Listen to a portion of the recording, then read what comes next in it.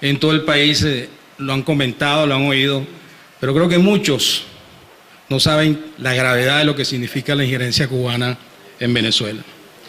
No solo están en las Fuerzas Armadas, están en el área de salud, deporte, en los puertos, aeropuertos, PDVSA, Pedeval, en el sistema del control migratorio, notarías, registros y en la política interna del país. Se hablan que son 75.000, otros dicen que son más de 100.000, algunos dicen que son 45.000. Lo que sí es cierto es que en cualquier población del país hay un cubano. Yo no voy a caer en lo que el gobierno a veces nos tilda, de que tenemos algo contra el pueblo cubano. Hay muchos cubanos que están cumpliendo una labor y una función, y quizás la mayoría son médicos, paramédicos, son instructores deportivos. Yo voy a hablar y voy a nombrar con nombre y apellido a los generales que están en Venezuela cubanos, con sus nombres, de esos que me voy a referir.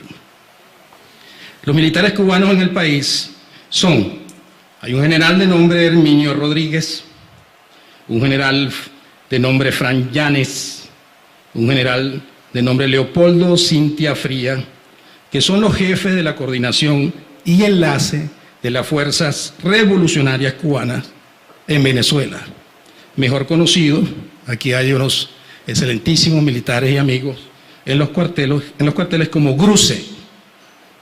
Así que se conoce este grupo de militares que coordinan los enlaces con las Fuerzas Armadas Revolucionarias Cubanas en Venezuela. Hay otro general, ¿se acuerdan de aquel general que vino y que resolvió el problema de la electricidad en Venezuela? Ramiro Valdés.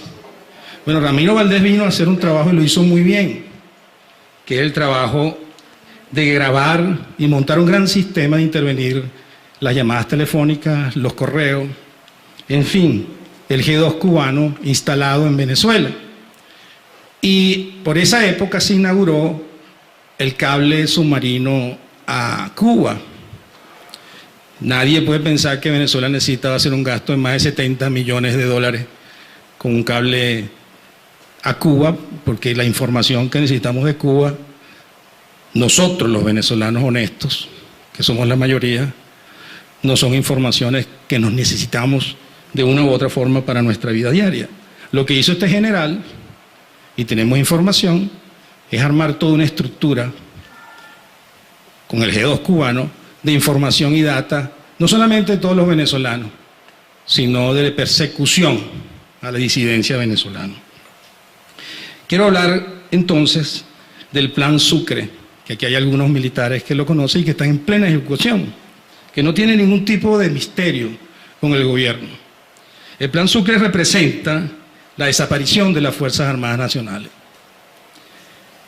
Se reemplaza con milicia.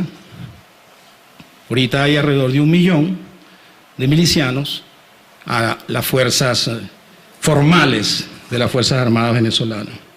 Esto no es nuevo en los comunistas, en la doctrina popular copiada de China, Vietnam y de Yugoslavia. El Plan Sucre representa, como dije anteriormente, la desaparición de las Fuerzas Armadas, pues se reemplaza la milicia, se habla de una guerra popular prolongada. El concepto es copiado textualmente del concepto estratégico del Ejército Revolucionario Cubano.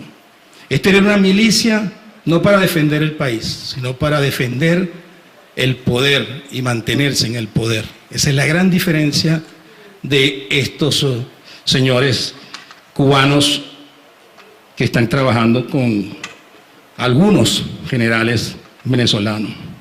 El plan busca, por supuesto, como dije, potenciar las milicias. Ahorita hay 1 millón de milicianos y quieren llegar al 2019 a 2 millones de milicianos.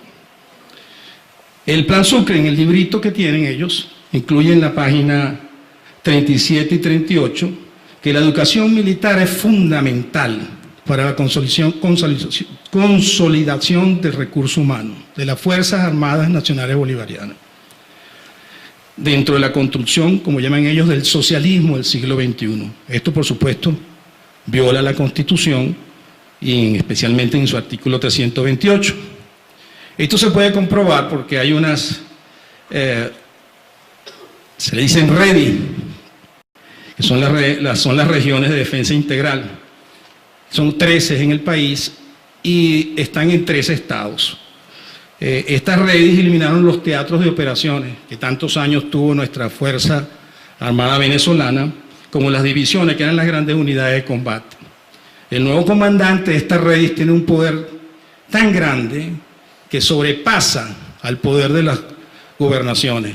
Ahorita no nos damos cuenta de eso porque en estas gobernaciones son gobernadores del gobierno, pero el gobernador en un estado es el comandante de las Fuerzas Armadas de ese estado y es civil y las fuerzas tienen que estar a la orden del gobernador. En este caso los grandes poderes que tienen estos comandantes se contraponen a los gobernadores. La REIDI coincide con la subdivisión de las regiones, donde pusieron los vicepresidentes estos, que también le entregan cuenta al comandante, entre comillas, en jefe, que está en Miraflores. Esta denuncia la formulamos en julio del 2002 en la Asamblea Nacional. Pedimos la posibilidad de que el ministro de la fecha y el comandante en jefe de la Fuerza Armada Venezolana él explicara al Parlamento y al país lo que significaba esto. Como saben, eso se quedó en la palabra, porque ninguno fueron. Ahora, no nada más llegan aquí dentro de los cuarteles, sino que ¿te queda un minuto ya?